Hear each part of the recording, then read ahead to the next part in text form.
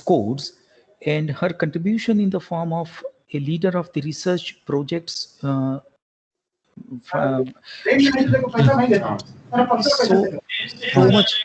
much of disturbance is there. May I request all the participants kindly mute yourself, please. She has led several research projects sponsored by Ministry of Textile, and today we feel privileged to have her as our speaker. The following subjects, I'm just enumerating a few there out of the reinforced earth sections, then hydraulic applications, membrane applications, the road applications, railway applications, and so on. So I'm sure that the entire series is going to be a very interesting deliberation for all of us as the civil engineers, and I'm sure that this will invoke a lot of interest amongst the researchers as well as the field engineers. So without taking a long, I am inviting Dr. Mahua Ghosh to kindly deliver her thought-provoking speech. Over to Dr. Mahua Ghosh, please. Thank you, sir, for your kind words of introduction. And, should I now clear my tray?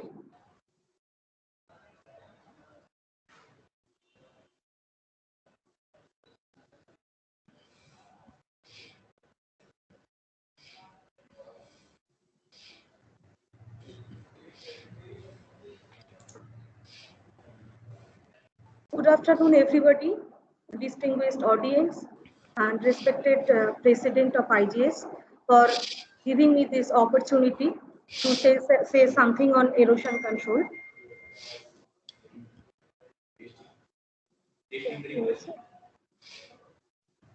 Can you see my slides, sir? No, madam, not yet. Not yet. Not yet.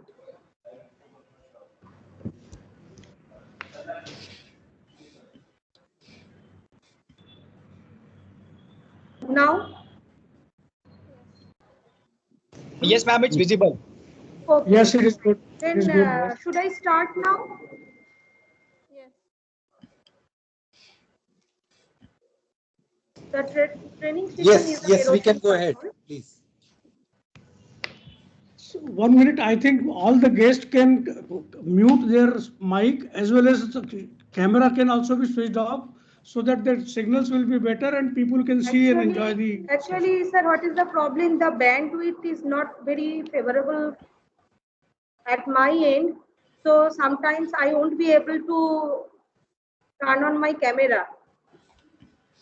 But I am trying. So I am starting.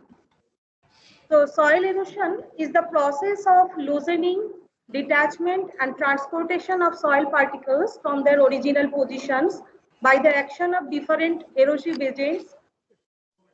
Basically, soil erosion is the removing out or weathering away the surface of earth.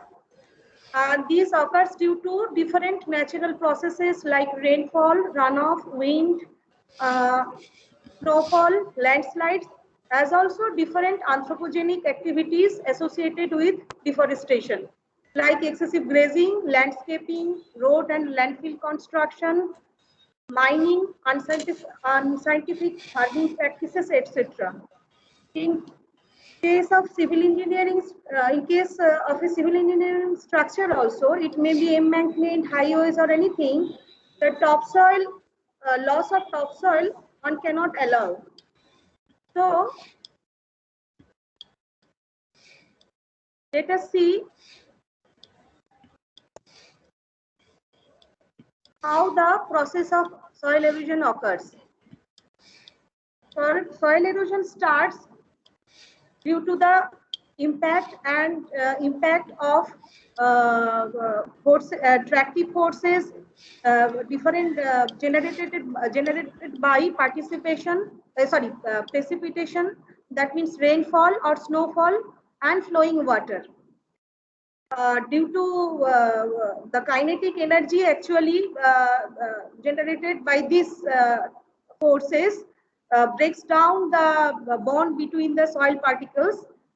In case of a straight slope, the splashed soil particles will move along the downhill direction due to this impact, and water collects into small rivulets, and these rivulets will further enlarge and erode into and takes the formation of rills and gullies. Now, at the onset of runoff, the magnitude of erosion what occurs, that depends on different factors. First of all, the erosiveness of rainwater. The duration and intensity of rainfall in a certain place basically determines the erosiveness of rainwater. That means how much soil particle will be eroded or splashed by the action of the rainfall. For example, in case of a drizzle, the size of the diameter of the raindrop is around 1 millimeter, and the kinetic energy of drizzle is 2 joules per meter square per hour. In comparison to this, the kinetic energy of a cloud burst will be of the order of 45000, means 4500 joules per meter square per hour. And in that case, the diameter of the raindrop size is almost 6 times. So one can imagine how much damage will cause a cloud burst in comparison to that of a drizzle. But prolonged rain for couple of days or several days also cause substantial erosion. Then the erodibility of a soil, this depends on the type of soil of that particular site. That means the silt and clay content of the soil permeability, particle size distribution, moisture level of the soil, its plasticity, density, etc. Along with some exogenous factors like topography and gradient of the slope of that site, vegetation growth capability of that site, etc. all together actually determines the magnitude of erosion damage. And in this schematic diagram over here, one can see how the rain splash causes erosion of soil. Now let us see what adverse effects of soil erosion occurs due to these erosive agents. Now, soil erosion is major threat to food security and ecosystem viability on this earth. This is because current rates of soil erosion are orders of magnitude higher than natural soil formation. It takes almost 100 years to create or form 1 centimeter of soil. Hence, soil is a non-renewable resource for us. The FAO means the Food and Agricultural Organization of United Nations led Global Soil Partnership report reveals that around 75 billion tons of soil are getting eroded every year from arable lands worldwide. This equates to an estimated financial loss of $400 billion per year. Another source reports that the estimated soil loss per annum in India itself is of the order of 6 billion tons. Now, due to soil erosion, we are losing every moment our most fertile topsoils, which basically limits the choice of crops. In addition, eroded soils have limited rooting depth, fewer nutrients, poor moisture storage. All these factors combinedly are adversely affecting the vegetation establishment of a certain area. Now, detached soil particles, that means the sediments, are ultimately transported to the river and our seas to pollute the water of those water bodies. Because this sediment adversely affects the quality of water, that means by increasing its turbidity, reducing its light penetration capability, increasing water temperature, and ultimately reducing the available oxygen, so that the micro and macroorganisms living in these water bodies are becoming very harmful or non-congenial for them. In extreme condition, eutrophication of waterways occurs, which adversely affects the biodiversity of these water bodies. In addition, incapacitated rivers fail to transport this huge amount of sediment that is getting deposited every time on the river beds. Gradually, rivers are losing their transportation capability due to this accumulation of sediment, and which basically ultimately leads to flood. And navigability of these seas and rivers are also becoming problemsome, and it forces us to costly dredging. So these are some of the adverse effects of soil erosion. Now, there are several measures to prevent soil erosion. Among them, the agronomic method is the most effective and practicable approach. Basically, when the rain drop falls on a surface, and due to the sweeping action of wind, the energy is transferred to the soil particles for breaking them. If that energy can be absorbed by means of vegetation or some kind of soil cover or a kind of surface obstruction, then the detachment of soil particles can be prevented. So establishing a vegetation cover is the most effective and practicable approach, because there are 4 basically protective mechanisms of vegetation to prevent superficial soil erosion. Those are firstly the restraint. Root system of a vegetation physically binds the soil particles by penetrating inside the soil bulk of the soil bulk and reduces its erodibility. And basically it acts as a soil reinforcement. The shoots portion of the plants also filter out the sediment out of this runoff water. Then secondly, the retardation. Vegetation stems and foliage serve as the physical barriers and increases the surface roughness of the slope if there is vegetation. In the Manning's relation, there is a term that is known as coefficient of rugosity. Vegetation increases the rugosity, and in this way it reduces the runoff velocities, and as the runoff velocity reduces, it lessens the erosive actions of the water flow. Then the interception. Foliage part of a plant vegetation mitigate or even prevent the rain splash erosion by intercepting the rain drop and absorbing the kinetic energy of this, and thereby prevent soil detachment. Finally, infiltration. Plant residues basically makes the soil more porous, more permeable, so the runoff water can, rainwater can percolate inside the soil and thereby delay the onset of runoff. So in this way, vegetation helps us to protect soil erosion. Now, along with this, other attributes of vegetation cover are: it is self-regenerating, it requires minimal maintenance cost, it is environmentally acceptable, and at the same time aesthetically pleasing also. But the use of geosynthetics to prevent soil erosion. There are various methods, as I have already said, for controlling soil erosion. However, our discussion, my discussion will be restricted to the erosion control with different types of geosynthetics only. This is because the geosynthetic based methods are having several advantageous feature over other traditional methods. Firstly, these are very easy to install. These are cost effective, needs much less crucial workmanship. These are factory made products, so one can generate the desired design requirements in a product as per the requirement of the site, and many times it is much more eco-compatible, because other traditional methods involve rock mining, which is not environmental friendly method. So however, to establish vegetation, one or more seasons are required.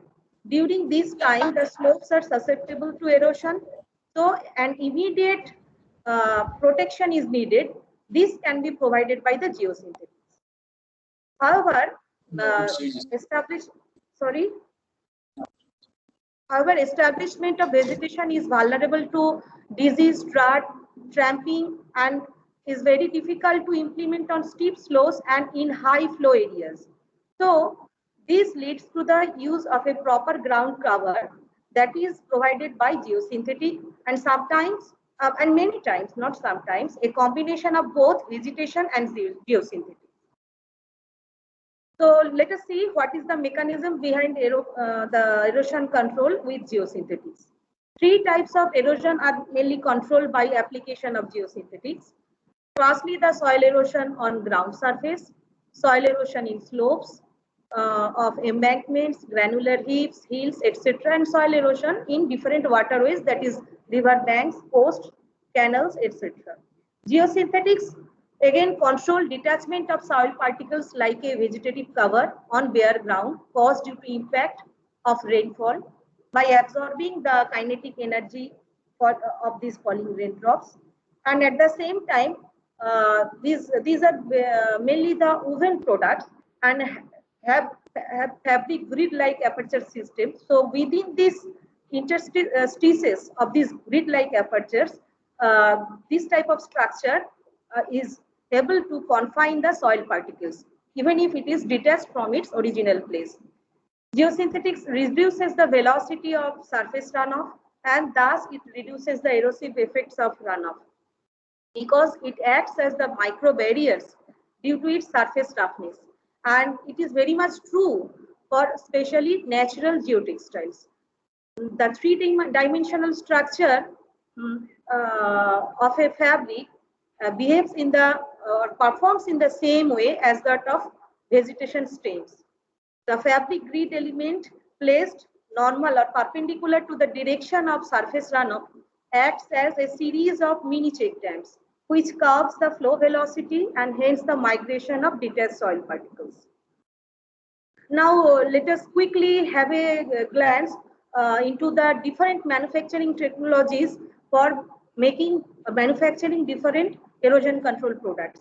I will be mentioning the popular ones, most used ones only. Firstly, the weaving process. The first diagram is showing the schematic diagram of a weaving machine that is called loom. So in a woven fabric or woven geotextile, two sets of orthogonal yarns or filaments are interlaced to form a woven fabric using a weaving machine or loom. In the second figure, that is the woven schematic diagram of a woven structure, one can see the longitudinal and cross-directional set of yarns which are interlaced to form a planar structure, that means the woven fabric. Then the non-woven process. In non-woven process, basically the yarns are not interlaced or produced. In this case, the raw fibers are directly converted into fabric. Basically, this is a two-step process. Firstly, the web formation means web means a sheet or a pad of fibers. The fibers may be aligned directionally, means along the longitudinally and cross-directionally, or it may be randomly oriented web of fibers and filaments. Those are bonded either by friction, cohesion, or adhesion. And so the first stage is wave formation, and the second stage is bonding the fiber by mechanical, thermal, or chemical means. The most adopted bonding technologies are needle punching, stitch bonding, and chemical or thermal bonding. In the figure over here, we can see that the fiber bat or wave is fed into the needling zone of a needle punching machine. A set of needles here, these are actually getting penetrated inside this fiber wave or bat, and in this action the needles are barbed, means there are some portion extruded or engraved portion which can draw the fibers from the surface of this wave inside the bulk of the structure. In this way, it is getting interlocked and the mechanical strength of the system fabric is achieved. So other methods are stitch bonding or chemical bonding. Now the knitting process. Knitting, there are basically two types of knitting machines, warp and wave knitting machines. Here I am showing the schematic diagram of warp knitting machine. Knitting is basically a process in which interlocking of a series of loops of filaments are done to form a planar fabric structure. In the wart knitted structure, one can see over here that a series of loops are getting interlocked with each other to give a planar fabric structure. Then the fourth process, that is the biaxial net or grid preparation process. In this, the polymer, synthetic polymer extruded sheets are inserted or fed into the punching system so that the sheet gets punched, and that punched sheet is stretched in firstly in the machine direction and then in the cross machine direction to produce such kind of nets. So now the classification of geosynthetics for soil erosion. Based on the raw material, means the composition of the erosion control geotextile or geosynthetics, they are of three types. Firstly, the natural fiber based, then the synthetic based, and finally the blended products. So blended means different natural fibers may be blended, or the synthetic and natural fiber may be blended to create a fabric structure. Now, based on their mode of installation, means they may be buried under the soil, they may be the surface cover of the soil. Buried geotextiles simulate the root effect and are generally synthetic geotextile, and biodegradable natural geosynthetics are laid on the surface as cover. Now, these erosion control products are available from the factory in the form of rolled erosion control products. So these are called RECPs. There is a wide variety of products are available under this category. That is a variety of temporary degradable and long-term non-degradable materials manufactured into rolls which are designed to reduce the soil erosion and assist in growth and establishment of vegetation. These are designed and engineered composite products evolved from straw and mulch previously used for erosion control. Now, different roll erosion control products. Basically, these are of four types. Firstly, the erosion control nettings. These are two-dimensional natural fiber-based woven structure or biaxially oriented, that means the biaxial synthetic nettings. These may be used with loose mulch to provide the enhanced performance of a moderate site condition. And secondly, the second one is the erosion control meshes, that is the ECMs. These are also two-dimensional woven natural or synthetic material-based matrix or fabric. Due to the close woven construction, which enables this product to provide erosion control with or without, even without mulch layer. These are having higher tensile strength than the ECMs. ECMs are suitable for more steep slopes and geosynthetic facet slopes in different bioengineering applications. The third category is erosion control blankets. These are constructed of degradable natural materials or synthetic fibers like polypropylene, which are woven, glued, or structurally bound with nettings or meshes. PCBs are generally made from straw, coconut, excelsior, polypropylene, or a combination of all these. Those are stitched or heat bonded to produce with the biaxial net or even woven natural fiber nettings. These are applied on sites requiring much greater or more durable and longer lasting erosion control protection, gradual to steep slopes, low to moderate flow channels. These are generally degradable products and hence applied where natural vegetation will provide long-term soil stabilization. Under this category, depending on the site, we can choose the selection of netting and selection of these filling materials. That means whether it will be straw or coconut or excelsior, whether it will be BOP netting or natural fiber netting. So there is a wide range of products under this category.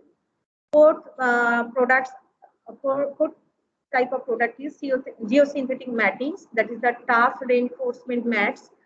These are three-dimensional matrices produced from synthetic fiber or filaments, and these are permanent structures. And hence, those are UV stabilized, and the synthetic fiber matrix is generally sandwiched between plastic nets.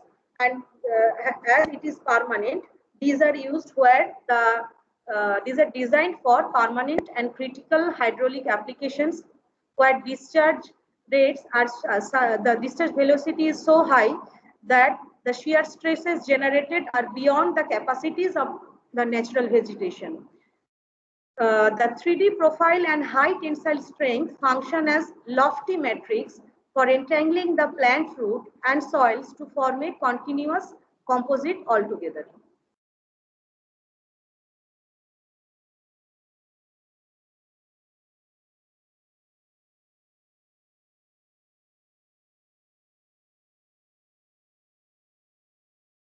Now let us see the scope of natural fibers vis-a-vis synthetic fibers.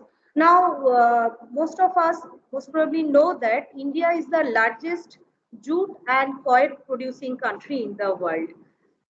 And the other Indian subcontinental countries like Bangladesh, Sri Lanka, Nepal, those are also producer of huge amount of natural fibers.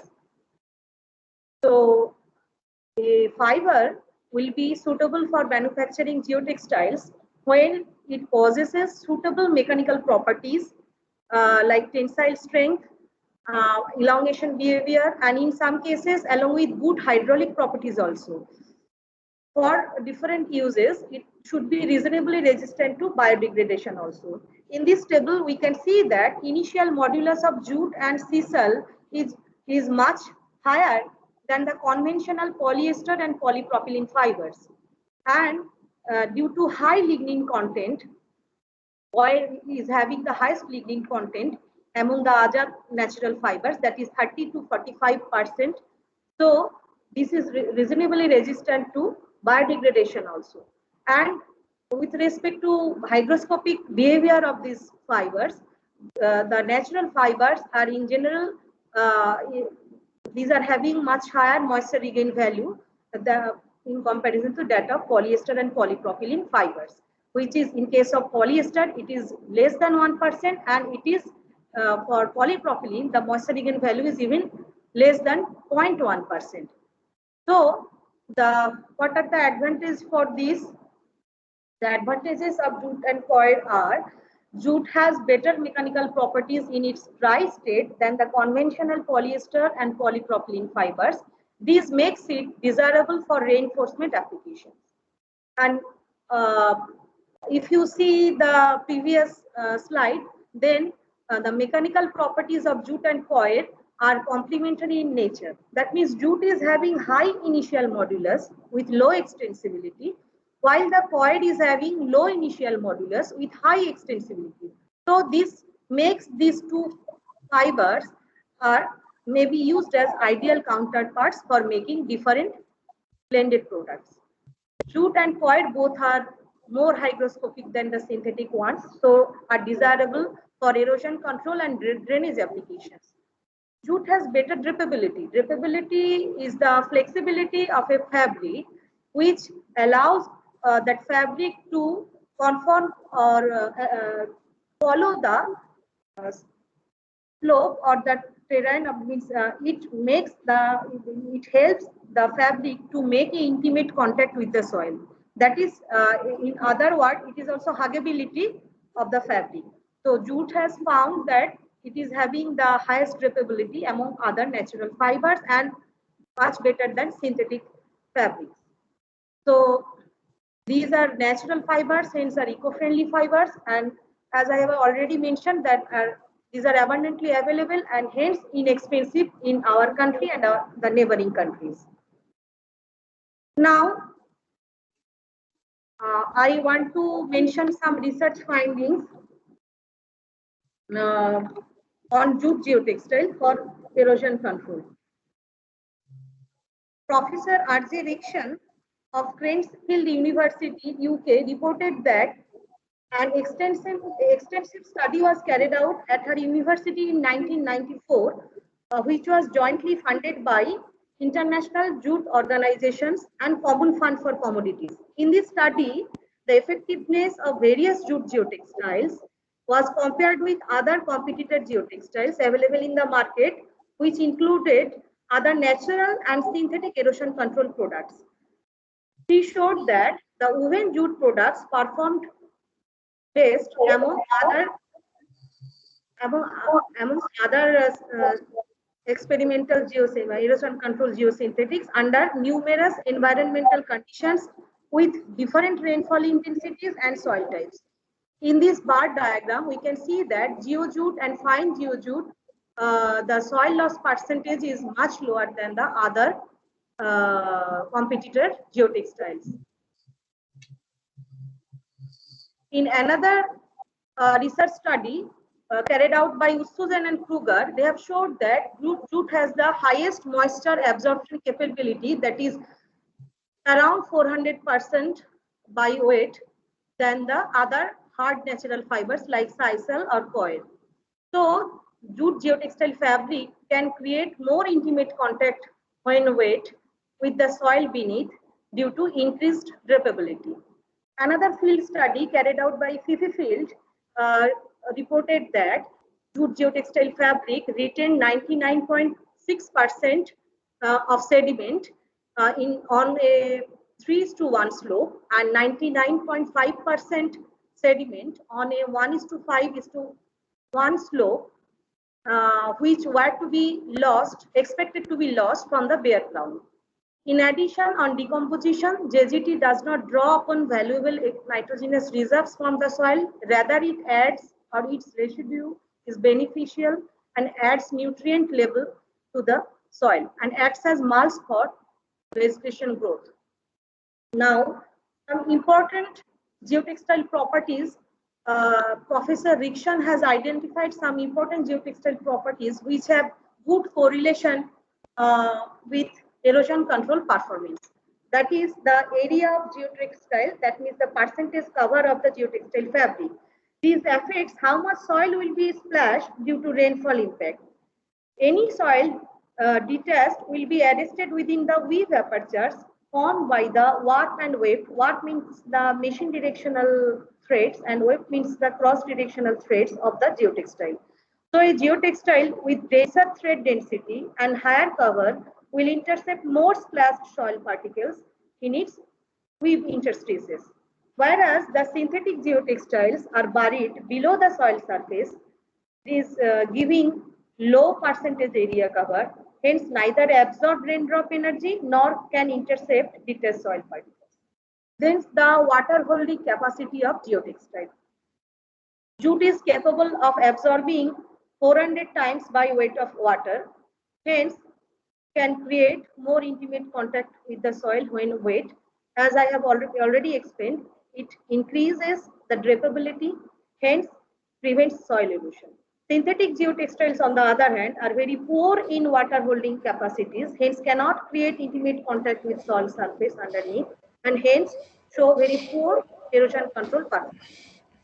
And weight of geotextile induced roughness to flow, as the natural geotextiles have their inherently occurring, means the naturally occurring hairiness in their constituent ions and have rough surface texture as jute geotextile will reduce the runoff flow velocity very easily in comparison to the synthetic geotextiles. So any reduction in runoff velocity dramatically reduces the flow transport capability.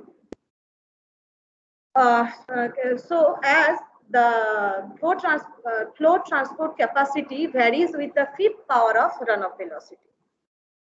Weight of geotextile when wet, as I have already explained, jute geotextiles can absorb 400% water. So when it is wet and becomes heavy and can easily drape on the ground. Finally, the depth of flow enhanced by the geotextile. This is the ability of the natural products to reduce the runoff velocity, increase effective depth of overland flow. This cushions the impact of incoming raindrops on the soil. Buried synthetic geotextiles are unable to increase depth of flow on the slope. Professor Rikshan has also shown that very heavy needle punch non-woven jute geotextiles are not suitable for germination of seeds, as this type of heavy non-woven product obstructs light penetration inside through the geotextile inside the soil, which is very much essential for germination of seeds. So the natural geotextiles gives the initial short-term protection of the soil in absence of any vegetative cover. These are basically preformed erosion control mat, and where these are used where natural geotextile is the best solution. Where vegetation is the long-term solution. Now, natural geotextiles, good water absorbing and holding capacity and bioresistivity give superiority of these products over synthetic erosion control products, as high water absorbing capability increases the on-land storage of rainwater, maintains good contact between the wet geotextile and the soil beneath, and creates conducive or congenial environment, that means the temperature and the moisture required for germination of seeds. On biodegradation, these natural products act as mulch for growing vegetation, and hence this doesn't create any environmental problem. On very steep terrains also, this type of natural products can help retain seeds. I have already explained the good drapability of natural geotextiles, and then they also provide protection against rain splash erosion, reduce the velocity of runoff by acting as mini check dams and absorbing the flowing water. So synthetic geotextile is less effective with respect to the above mentioned, already mentioned attributes in controlling sediment or soil loss as compared to their natural counterparts. In long run, synthetic products may create also environmental hazard. So natural geotextile should be employed as immediate measure to counter soil erosion, where vegetation is the long-term solution to soil protection. Now, different natural erosion control products. Erosion control geotextiles are the 100% jute-based soil savers or open weave geotextile, chemically treated or bituminized woven jute geotextiles. Coir products are coir mesh mattings and coco logs, and jute coir blended products are jute coir pre-seeded erosion control blanket, jute coir erosion control blanket, and sisal geotextile. Now, soil saver, which is also known as GeoJute, anti-wash or open weave jute geotextile, acts as a series of mini check dams to reduce the velocity of runoff down the slope. And it already explained that retains the required moisture and required temperature for enhancing the growth of vegetation. But the only limitation of this geotextile, its durability, is not than a year. But it has good potential for stabilization of landslides in hill slope areas, mine spoil areas, newly constructed slopes. It also helps in accelerating afforestation of degraded lands, semi-arid areas, sand dunes. It also acts as the reinforcement of embankments along roads, railways, rivers, etc. Hence, different types of soil savers are used in innumerable case studies carried out in India and abroad. So, 3 different types of soil savers are available in the market depending on their fabric aerial density, that is the mass per unit area of the fabric. The first one is the 292 gram per meter square soil saver. Second one is the 500 gram per meter square, and the last third one is the 730 gram per meter square. Though systematic research has not been carried out so far in this issue, that which one of these soil saver should be used in which site and climatic condition, but from this huge field application experience, it can be suggested that 730 gram per meter square soil saver should be used for high intensity rainfall area with more severe site condition, but irrespective of soil type. The specifications of these three types of soil savers are listed in this table. The open areas are for first type is 60%, second one 50%, and then 40%. The fabric roll width are 120 means 1.22 meter for each. This first figure is a typical diagram, schematic diagram, showing placement of jute geotextile along with vetiver plantation on embankment slope. The dimensions are given in the figure. In the second figure, the jute geotextile means the soil saver is being fixed on the slope surface by means of U-shaped steel pin. And in the third figure, the JGT and vetiver plantation on the slope is being shown. Now, different organizations in India which are dealing with research, promotion and field application of jute geotextiles are National Jute Board.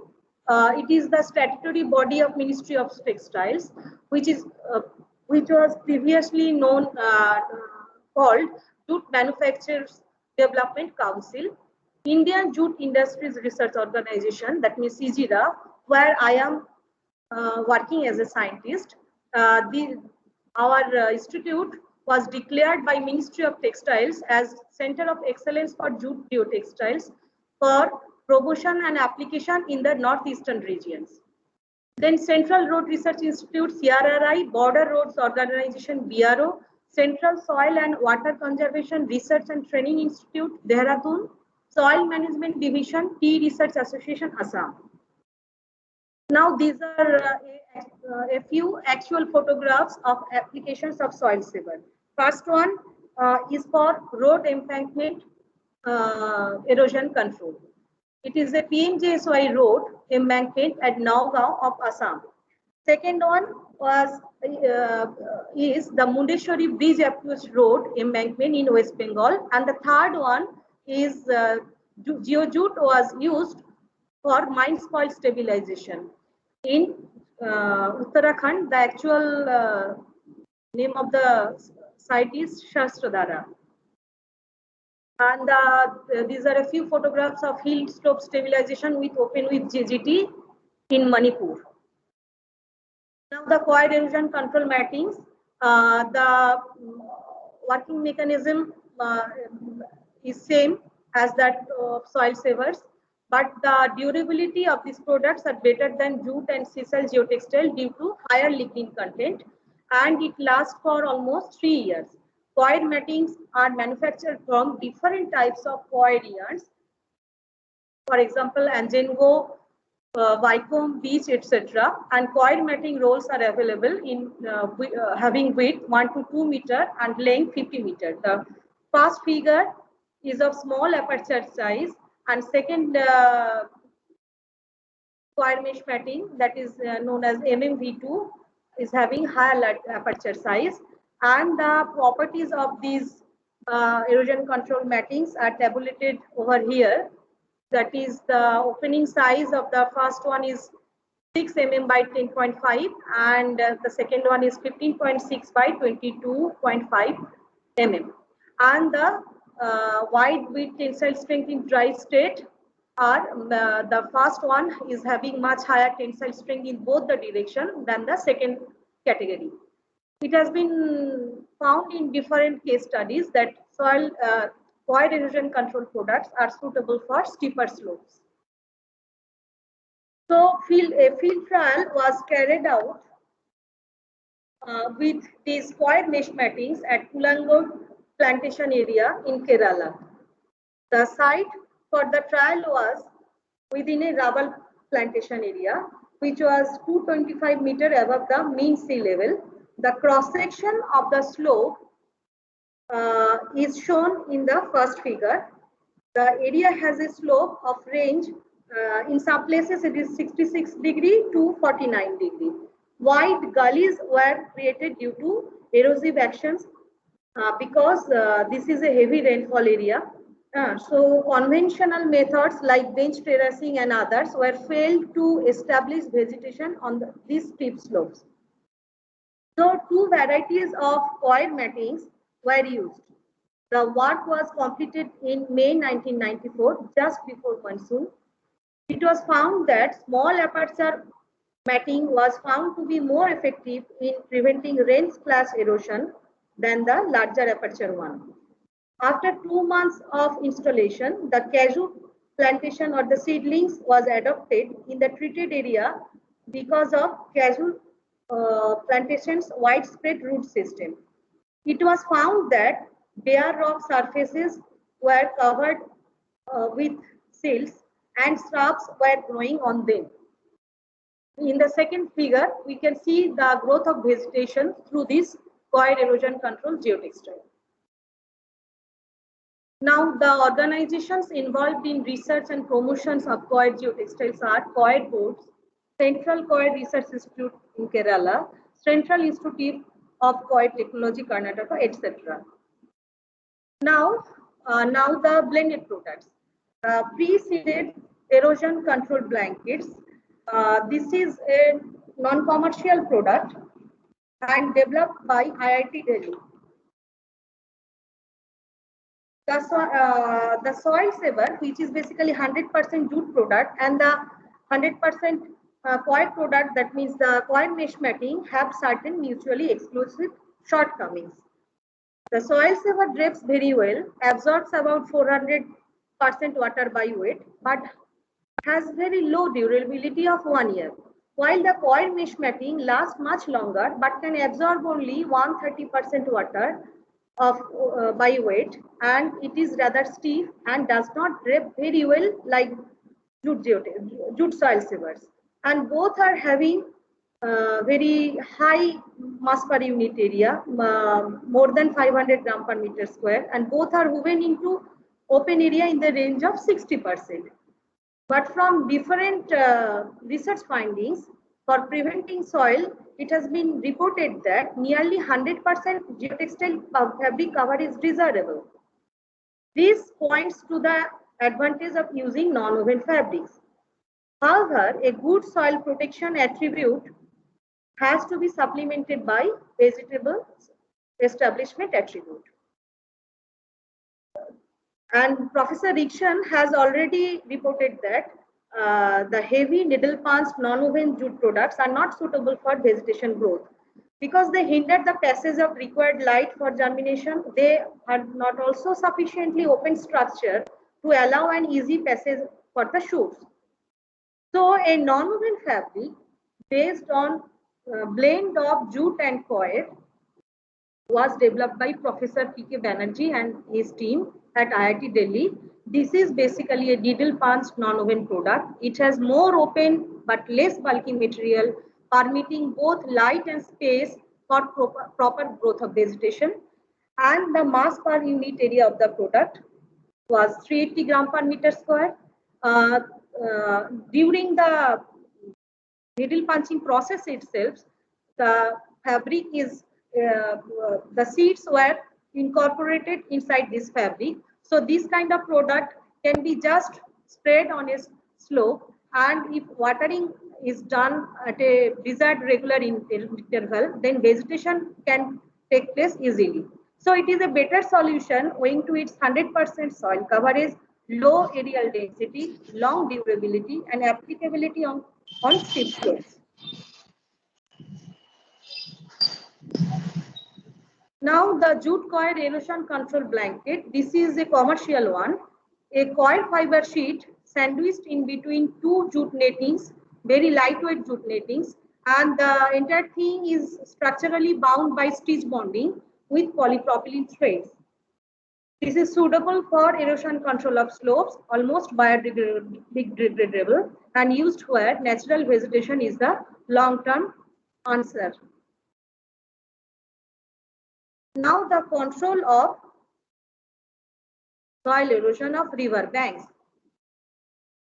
To break up and dissipate the forces of flowing water causing erosion in river banks, traditionally highly permeable riprapes, that means the heavy armor stones, are used on river banks.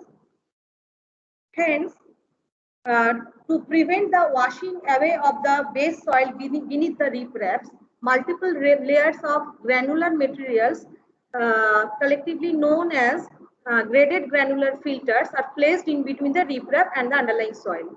However, placement of such a graded filter has several disadvantages because this demands judicious selection of the granular filters, which needs experience, precise and controlled workmanship for installation. In addition, availability of such granular materials is becoming scarce day by day. Rock mining is not also an environment friendly approach, and it is also a costly affair due to high transportation charges. Hence, geotextile fabric with suitable pore size came into picture in 1958 as a substitute of this graded granular filter. This has been found cost effective, more eco-compatible, and provides comparable performance as that of a granular filter. It can substitute up to 3 layers of a granular filter. The figure on this slide is demonstrating the concept.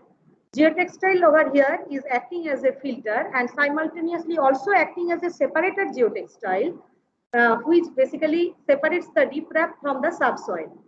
Now, pore size of this geotextile filter fabric is instrumental in preventing the migration of most of the soil particles, and it simultaneously also allowing water to escape out or pass through.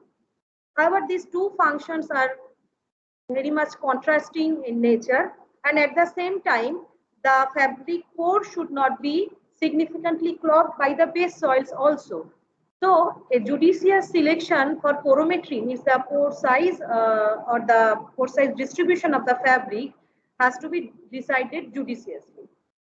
So, if a proper geotextile with suitable pore size is installed inside in the site, so there will be a formation of a stable soil filter, and which is called filter cake in case of unidirectional flow condition. However, in reverse flow conditions, pore sizes of geotextile should be smaller than the unidirectional flow condition. And in case of reverse flow conditions, filter cakes are not formed. At the same time, the geotextile should have suitable mechanical and construction survivability properties.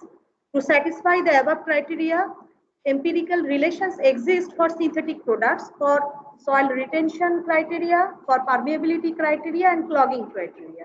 Always it may be non-woven geotextile or woven, the permeability of a geotextile must be higher than the soil permeability for this kind of applications. Empirical relations exist for synthetic products, but for natural products, normal hairing is present in the constituent yarns of such kind of fabric, and natural products hygroscopic nature needs to be considered. Bank soil is also eroded by waves induced by ships and high wind. When more than one such factors coexist, regulation of flow should be done by construction of guide wall, repelling spars, etc., along with the bank protective measures with geotextiles. Now, to resist or in case of riverbank erosion control application, the bioresistivity is a concern for natural fibers. So, to enhance the bioresistivity of such jute geotextiles for riverbank control applications, two routes have been adopted so far. Firstly, the bituminization of the jute geotextile, untreated jute geotextile, and secondly, the chemical rot proofing of the untreated jute fabric. Actually, to avoid the use of hazardous bitumen to improve the life of jute geotextile, the chemical method was adopted. The bituminization process itself makes the fabric less permeable by blocking the pores of the structure, and at the same time it also severely affects the drapability of the fabric, means it reduces the drapability. So both of these are undesirable for this application. Rot-proof treated jute geotextile means the chemical formulation, inventing such kind of chemical formulation in this area, IJRA is continuously working, And Ejira has been successful in this area to some extent, which I will be discussing later. Now, one case study was reported by Sanyal and Chakrabarti. It was an erosion control work carried out in 1989 by Calcutta Port Trust to mitigate riverbank erosion at Nayachar Island in the estuary of River Hooghly, situated in West Bengal. This was done to maintain the navigability of usual route of ships to Calcutta and Haldia dock systems. This was the pioneering field trial with jute geotextile for riverbank protection. To minimize erosion of the western bank of Nayachar Island, this was armored with lateritic riprap placed over a bituminous jute geotextile. The geotextile fabric was developed by Ejira, and the properties of that fabric is listed over here. The base fabric, means the untreated fabric, was have mass per unit area of 850 gram per meter square. When it was bitumen impregnated, it becomes 1538 gram per meter square, and the other properties are mentioned over here.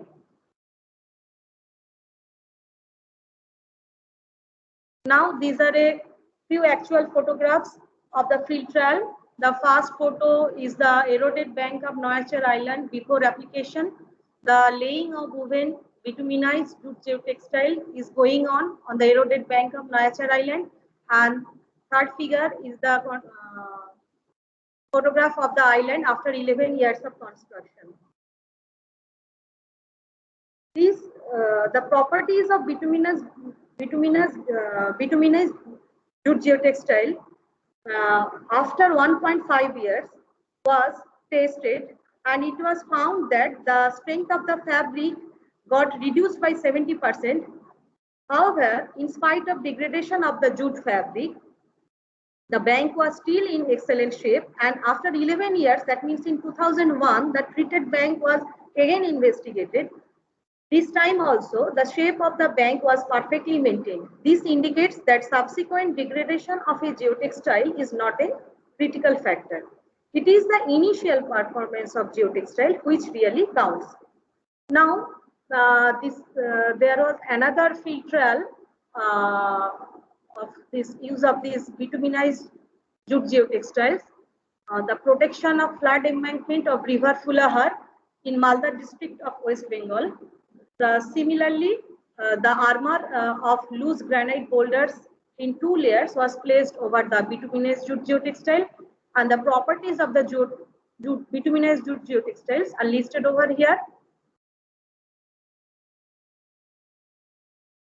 These are a few photographs of application of that site, and the fourth one is the growth of vegetation through the finished river embankment.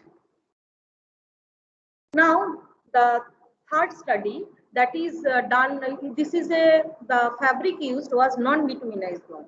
This is the chemically treated woven jute geotextile was used on the left bank of River Bhagirathi, that means the lower course of Ganga, in Shantipur, Nadia district of West Bengal. This is a collaborative work of National Jute Board and Ejira. Work was done for Irrigation and Waterways Directorate, Government of West Bengal. The chemical formulation was basically a combination of reasonably eco-friendly antimicrobial and water repellent formulation, and mass per unit area, tensile strength and apparent opening sizes are provided over here. Now the cocologs. Cocologs are the kind of geosynthetic product which is long knotted coir nettings are filled with coir fiber and given the shape of a wooden log. The specifications of cocologs: the diameter varies from 0.3 to 0.5 meter, length is basically 6 meter, and weight varies from 64 to 178 kg. Now, Professor K. Balan has reported a study on combined application of coir geotextile mesh matting and cocolog to control riverbank erosion. The mesh matting used have the following properties: mass per unit area 400 gram per meter square, thickness was around 7 millimeter, and tensile strength around 3 kilonewton per meter. And that these woven coir geotextile mats were used at the side slopes of the river bank, and the coco logs were used at the bottom of the slopes. The research findings revealed that the placement of coir geotextile was beneficial because this increased the depth of water and decreased the velocity of flow. Woven coir geotextile mat acted as check dams and arrested the migration of soil particles from bank slopes, and coco logs placed at the bottom means toe of the side slopes reduces water velocity by absorbing water and acts as semi-pervious media. Now, another riverbank erosion control work was done with the using rolled erosion control blanket. The site was the ravine of Sabarmati river bank near IIT Gandhinagar. The non-woven coir fibers, the product was consisting of the non-woven coir fibers were sandwiched in between woven PP polymer nets on both sides. And the properties of this ECB was the mass per unit area 600 gram per meter square, tensile strength 7 by 1.5 kilonewton per meter in machine and cross machine direction. Aperture size of the polymer netting was less than 2 millimeter. Now, with application of this RECB, there was also a Gabion gravity toe wall. Both are applied to reduce the erosion of that ravines. RECB prevents the soil erosion of that slope, riverbank slope, and the Gabion gravity wall imparts the toe protection. It was found that RECB with Gabion toe wall was cost-effective and eco-friendly solution than grouted riprap, and also performed better than grouted riprap in protection of ravines along the banks of Sabarmati river. Now, another application, this is basically jute HDP blended geotextile for river embankment protection. The application site was Brahmani River, Birbhum district of West Bengal. And geosynthetics used in the project was the jute HDP composite geotextile and coir nettings and 100% HDP tube filled with moist river sand. And the jute HDP ratio weight on weight basis is 86:40, and jute was used in the cross machine direction. So such kind of 3 types of geosynthetics was used for this case study. So this is the schematic diagram of the cross-sectional design of the river embankment. The 2 toe trenches were dug on the both sides, on the river side and on the river side of that. And the jute HDP blended geotextile was laid first, then and it extended from the one trench to the other trench along the slopes on the both sides. And on the top of that, the coir net, hand knotted coir net was laid, and 2 HDP geotubes filled with moist river sand were placed in the toe trench on the river side. And locally available soils were used to cover these slopes. These are the few photographs of the laying process of the 3 types of geotextile. First, the jute HDP laying of jute HDP geotextile, then placing the coir net, then filling these HDP geotube and laying in the toe trench on the river side and covering all these with the locally available soil. Now, this is the embankment treated with the composite structure. After 5 months, we can see that vegetation has taken root. The blended jute geotextile serve 2 major functions: filtration and reinforcement. in the initial period when jute was there, then it acts as a very good filter media for soil stabilization.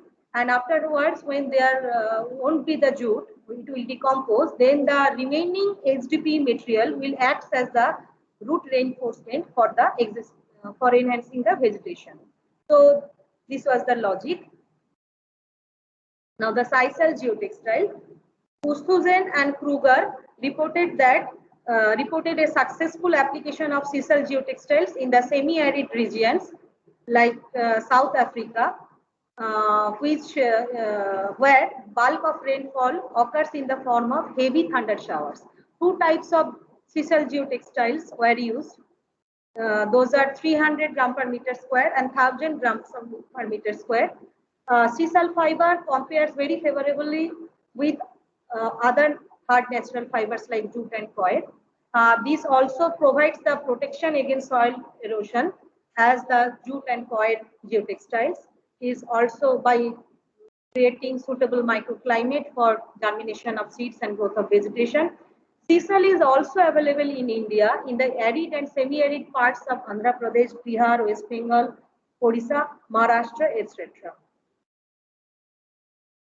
Now, these are the list of some Indian standards for jute and coir geotextiles.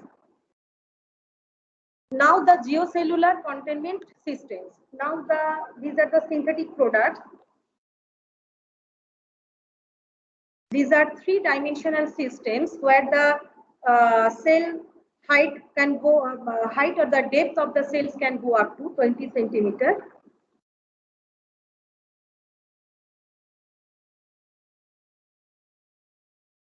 These are expandable on site to form honeycomb-like structures.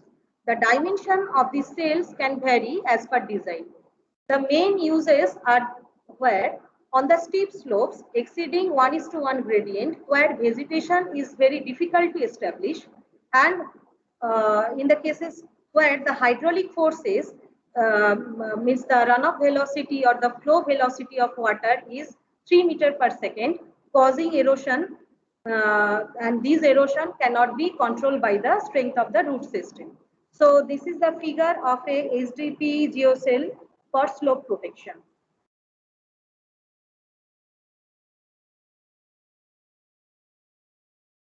At the site, these the geocells are delivered to the site in collapse form generally, and at the site only they are expanded and anchored to the slope with mild steel pins, and cells are then filled with soils. Sometimes geocell systems are underlain with a suitable geotextile also, and backfill soil cells are seeded and sometimes covered with suitable natural geotextile to promote growth of vegetation. Now, surface water flow is intercepted. Okay, these geocells, how this works, this basically confines physically the soil placed inside, and in this way avoid a mass sliding of the surface layer. Actually, due to the confining forces are generated, confining forces gets generated due to the resistance of the cell pressure and the passive resistance of soil. Now, surface water flow is intercepted by cell walls and directed to the flow inside the soil bulb. This basically improves the moisture level of soil, and this feature decreases runoff and increases soil moisture content. Once installed, this kind of geocell system forms a dimensionally stable shield on the slope face. Soil-filled geocells can be shaped to form the waterways to route water along the slopes and embankments, so that gullies or run cannot be formed. In case of river bank and channel line application, here also the cell walls provides a physical barrier within the cell structure to prevent movement of bedding materials downward. The cells may be hydraulically connected, so a drain will exist between the cells to flow free downward movement of water. Geocells can be woven adopting different specialized weaving technology like double cloth weaving technology. For these, natural fibers like jute, sisal can be used for preparing woven geocells, And basically this is a potential area for future research. Now coastal erosion control. Coastal erosion control is defined as continuous retreat of coastline over time. The advance and retreat of coastlines are natural phenomena. However, this has been augmented by human intervention, like continuous growth of construction near the coastal areas, etc. As the causes of coastal erosion cannot be eliminated, we must adopt measures for ensuring safety of people, goods, etc. By making dikes, artificial reefs, submerged breakwater structures to control the flooding, disperse the wave energy offshore, reduce the wave energy arriving at coastline, and ultimately reduce their erosive actions. However, scarcity of rock sources for building such underwater structures and growing environmental awareness had led to adoption of geosynthetic materials to prevent coastal erosion. In India, many rivers crisscross the country. The country has long sea coastline along its east and west, both, along with the storms and hurricanes also add to major concerns of land degradation and severe erosion around the port and harbour walks. Geosynthetic products applied for coastal protection are mostly geocontainers. Geocontainers are prefabricated field containers. There are 4 varieties: sand-filled geobags, geomatrices, polymer ropes, gabions, either boulder or geotextile bag filled, and geotubes. These are also filled with dredged material or locally available river sand material. Geocontainer, it has been found that geocontainers are very safe for humans as these are injury free, and these also attract abundance of marine biological population. It becomes very soon after its application a habitat for fishes and other marine life. So firstly, the sand-filled geotextile bags. These bags are very small volume containers manufactured from high-strength synthetic woven geotextile like polyester to form a range of shapes such as pillow-shaped, box-shaped, depending on the required application. These are available in different sizes. For example, a particular size is 50 centimeter by length and 30 centimeter by width. These are very useful for temporary flood protection. In the figures below, we can see how the coasts are being protected by application of these kinds of geotextile bags. Now the geomatrices. Geomatrices are flat matrices made of very high strength, high tenacity synthetic woven geotextiles, which are filled with admixture of cement and sand by pumping. By adopting specialized double cloth weaving technology, 2 layers of woven synthetic fabrics are bound by binder yarns or threads to maintain a thickness of the field matrix. Basically, this binder yarn helps to manipulate or impart the desired thickness of the field matrix. The matrix thickness is 7 centimeter to 60 centimeter, and weight also varies wide range, basically 150 to 1200 kg per meter square. These are very much useful for unprofiled natural beds, means river and canal beds and slopes, used for scour and coastal protection, can be used to protect slopes and beds of canals, used for hurricane barriers also. The first figure is the schematic diagram of such a geometric structure. You can see the top and bottom fabric are bound or stitched by these nylon special threads, and the grout infill we can see also.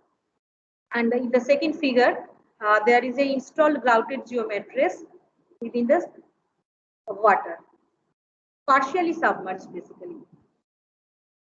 Then the polymer rope gabions. Normally, gabions, these are metallic gabions, are compartmented rectangular containers which are made up of galvanized steel hexagonal wire mesh filled with stones. But the polymer rope gabions on the other side are prefabricated collapsible sausages, unlike the metallic gabions, which are not collapsible. Synthetic ropes are woven into continuous net structure having aperture sizes of 100 to 150 millimeter, and these nets are then used to form cages of desired sizes and filled with boulders or in some cases geotextile bags also. As I have already said, these are manufactured from different PP ropes having the diameter range of 9 to 16 millimeter. Linear density and the breaking strength of such ropes are given over here, and standard sizes of such gabion is 1 meter by 1 meter by 1 meter, 4 meter by 1 meter by 1 meter. These are stabilized for degradation against UV radiation. These are resistant to corrosive actions of coastal environment, and these are acting as armor layer in resisting erodible effects of waves. Boulder killing can be done in situ, or these gabions can be pre-filled and installed at the actual size by the help of cranes also thereafter. Adjacent gabions are tied together to form a continuous structure.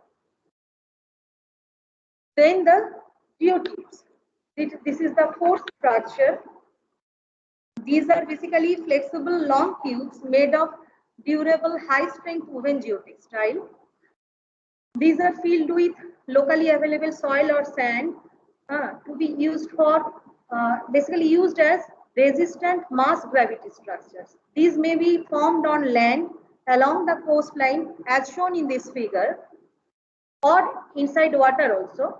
Geotubes are laid out and filled on site to their required geometric form. The geotextile making the geotube should have enough tensile strength as shown in this table, that means the 80 to 175 kilonewton per meter, and should withstand the mechanical loads applied during filling and throughout its design life.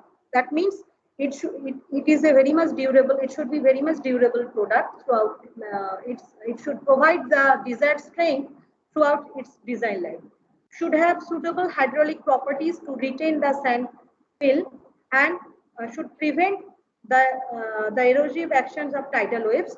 Hence, this type of structures are used for constructions of rayon, offshore breakwater, revetment, dike, etc. And in these tables, specifications means the dimension of the geotubes are given over here. Our fill material is generally used as dredged material, local sand, etc. Now, since 1930s or 1950s, according to some sources, Indian jute industry was continuously producing medium and heavy variety jute mesh of mass per unit area 500 and 800 gram per meter square of sizable quantity, that is 50,000 tons per year in those days, and those were transported abroad to be used for slope stabilization works. But due to the invention of different synthetic fibers, and they are used in production manufacture of synthetic geotextiles, there is a decline in use of jute fabric for such uses in the mid 1960s, because synthetic erosion control products became abundantly available at relatively cheaper price in those developed countries. But nowadays, with the increase in environmental awareness, and in some cases better performance in some specific applications, as I have already discussed in detail, redraw the attention of geosynthetic users towards natural geotextiles. So for your kind information, there are more than 70 jute mills operating in the country, and some of the large jute geotextile manufacturers are Messrs. Gloucester Limited, Messrs. Hukumchand Jute Mills, Messrs. Birla Jute Mills. All are situated in West Bengal. There are some jute mills in Andhra also, and Chhattisgarh also. And coil geotextile manufacturers are Charankattu Coil Industries, Kerala, Messrs. Aspinwall Company Limited, Kerala, and finally the synthetic geotextile manufacturers. Since 1985, many textile manufacturers started manufacturing synthetic geotextiles in India. Presently, the large giant manufacturer for synthetic geotextiles are Garoare Walrovs Pune, Messrs. TechFab India, Messrs. Strata Geosystems, Messrs. McAfee Environmental Systems, etc. These are well known in manufacture and providing design assistance for geosynthetic products.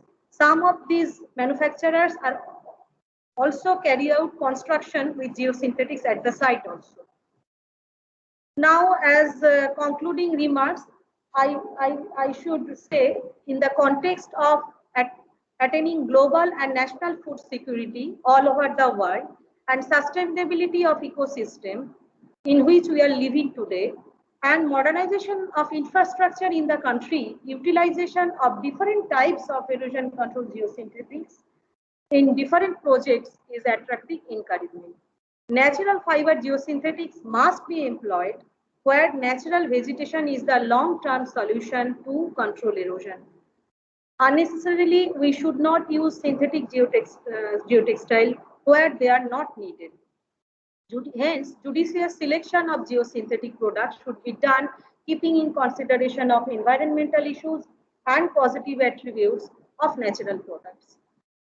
To this end, development of research-based new products based on natural, synthetic, blended raw material composition, as well as their promotion for commercialization are very much needed in these days. There is a great scope for natural product manufacturing industry to share the same platform in this regard as those are already occupied by the synthetic industry. Thank you for your kind patience. These are a few references. Thank you. Really, it was a speech replete with erudition, ma'am. If you permit me, I would like to permit some 4 or 5 questions from the participants.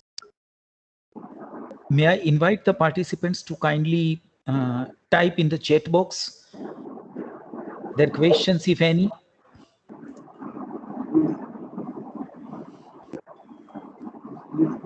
Yes, sir. Yeah. So I request all the participants who are interested in asking some questions to today's speaker, they would please type their questions in the text form in the chat box.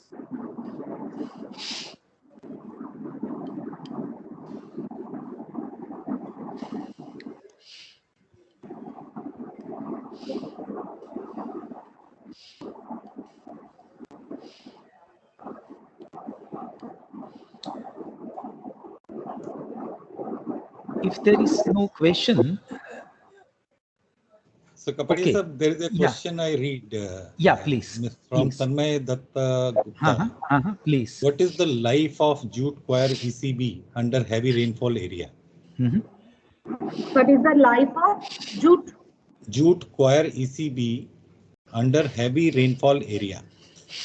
Under heavy rainfall area.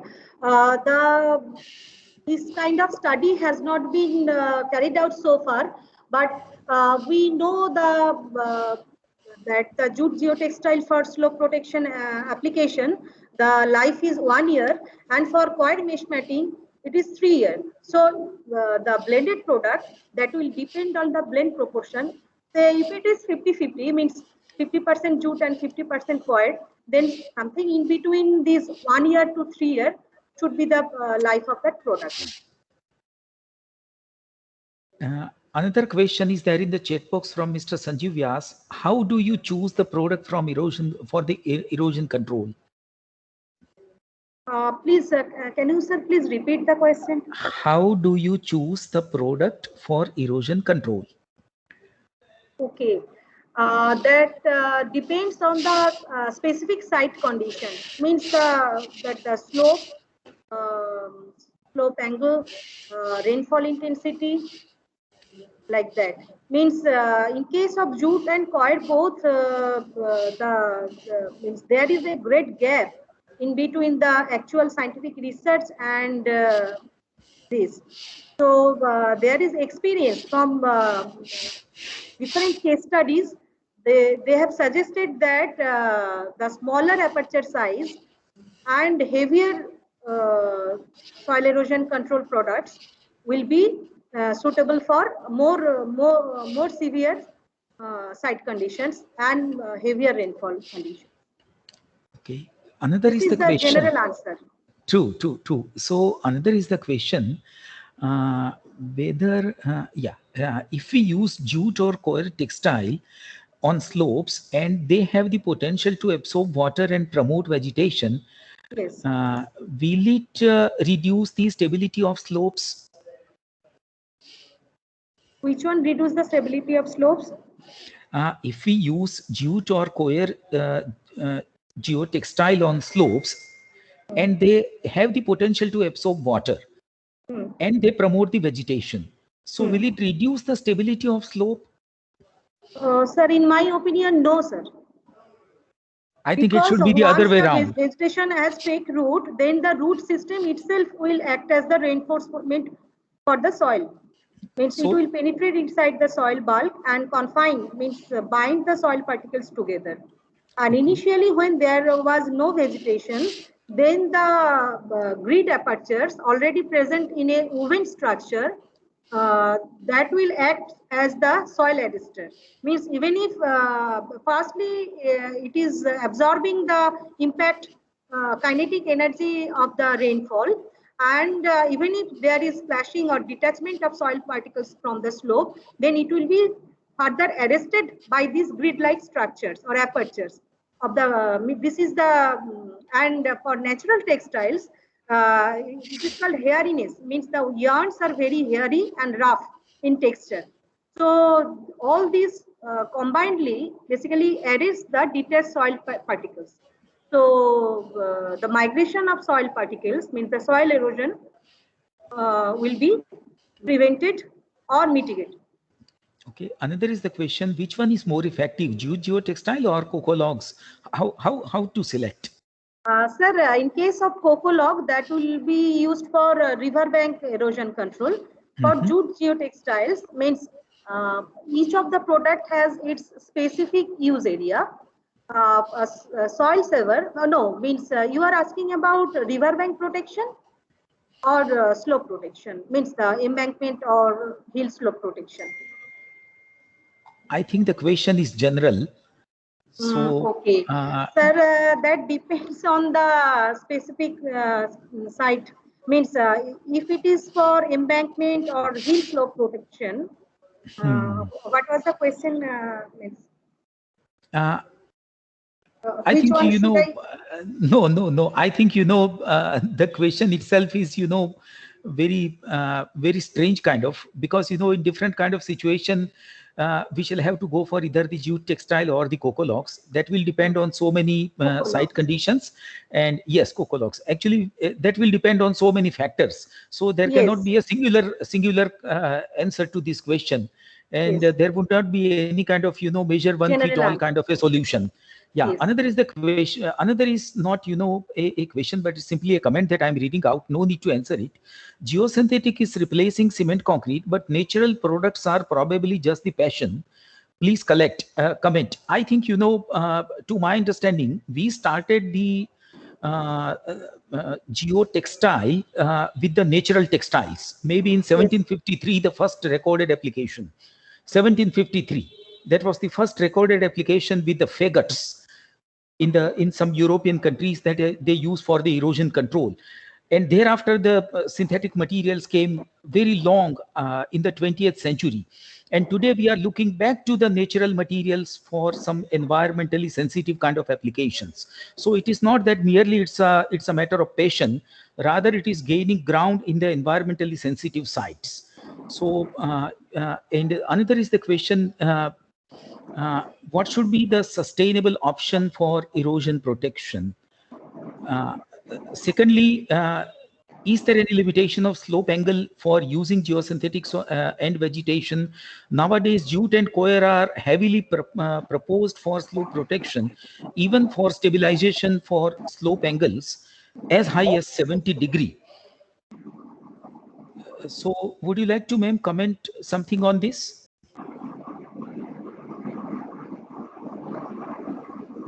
Means using jute. Yeah, actually the question says that jute and coir, they are naturally degradable. So how to design a sustainable option? That is his question. Sustainable options are in one line. The answer is where the natural vegetation is the long-term answer for the slope stabilization. Then for short-term protection, means say up to 3 years or 2 years, this kind of natural product should be used. Means finally or ultimately the vegetation will protect the slope. True. And the question further says, nowadays, for permanent soil control products, I have already mentioned those geosynthetic tubs, which are basically three-dimensional matrices enclosed in between nets. Those are used for permanent means where the hydraulic forces or the erosive actions or the shear stresses imparted by them are beyond the scope of these vegetation routes. So they are only these kind of synthetic tubs are used. Those are permanent, and in those cases only we should use those matrices. So ma'am, you have answered all the questions, and now I would request Professor Amit Prashant, IIT Gandhinagar, to kindly tender vote of thanks formally. Thank you, sir. One second. I please. just didn't get my the answer of my second question. What the second question which I have asked regarding the slope limitations of using geosynthetics and vegetations, because nowadays what's happening that the roads are being constructed in hilly areas, and there are a lot of cuttings are involved. The thing is, the cuttings are even in 1:2 slope, or even maybe higher than that. Now the consultants are really proposing jute and coir geotextile in this cut slopes for slope stabilization. But in reality, what happening that because of these are on hilly terrain, it's highly rainfall zone. These are not being very much effective. So, but the contractors are the bound to do because it's in their schedules. So is there any limitations for using? I mean for a 70 degree of slope, I don't think if there's a internal instability in soil or the slope, I don't think that this superficial protection can be very much effective. So I just need to know whether is there any kind of limitations for using this kinds of application of geosynthesis and vegetations. Thank you. Sir, I am not a civil engineer. Basically, I am a textile fellow. So I can tell that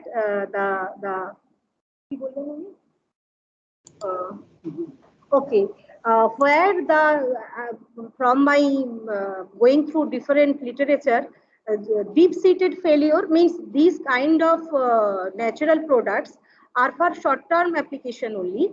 So for superficial soil erosion, these are not suitable for deep-seated failure, for which other solutions are there in different civil engineering practices are there.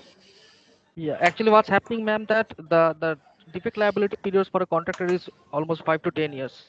And you are saying that the solution is effective for merely 3.5 years. So what's happening that? No, sir. After that, the vegetation of that particular place will take care of that. For further means, if the life of that slope, if say the design life is 10 years or that, means we should select proper kind of vegetation. Not only means here a combination of natural product and a proper suitable vegetation we should select, so that after 2 to 3 years or 1 year to 2 to 3 years, The vegetation will stabilize or control the soil erosion. Okay. Like that only. It should be used in combination, not in isolation. So actually, ma'am, in the conclusion, I would like to add one line that, these natural materials, they may degrade over a period of time into the soil embankment, but that is not that the life of the solution gets over there and then itself. Solution will be lasting for much longer. Maybe the degradation would happen in a year or 3 years or so, but the solution will be performing for much longer a time. And in one of the case studies, ma'am shown that even after 12 years of time, the embankment performed very good, though the material got degraded much earlier. So it is not the solution that lasts as soon as the material gets degraded. After degradation, the solution's life actually starts. Yes. So that is how we need to understand the entire subject. So Professor Prashant, could you please tender the vote of thanks? Sure. So I think it is a wonderful talk, Muvaji. I think it is always pleasure to see you and listen to you. And thank you so much for spending time with us and sharing all the information, knowledge that you have gathered over time. So I'm sure all the participants were really enjoying the talk. And this is a topic of, you can say, largely unknown to many. And you are probably the only expert available in India today in a larger way. So thank you so much for sharing that Thank you, information. sir. Yeah. And IGS, I think International Geosynthetic Society, India chapter, the leadership has been taken by Kapadia Saab. I think he has been providing the ideas, and last board meeting also, there's a lot of discussions, a lot of things that are coming up on board. So we are all going to benefit from that. So I think on behalf of all the participants, I would like to thank Kapadia Saab for providing the leadership. And Patel Saab, I think, has been the pillar behind this organization. So I think he spoke in the beginning. I think you may know many of you him, who provides you can say the International Geosynthetic Society under his umbrella through CBIP. And I would like to also thank all the participants for joining us on this important topic. And we would like to welcome you to the next few webinars, which will be equally of interest to many of you, bringing new solutions, bringing all the new, you can say, knowledge to all of us. So thank you all for joining. Back to you, Kapadia sir. Yeah, so we are ending up this talk today, and I shall get back to all of you when our second talk will be organized. So we shall schedule the second talk. The speaker, the subject, everything will be communicated to you much in advance. So I thank all of you. We are ending up the session. Thank you.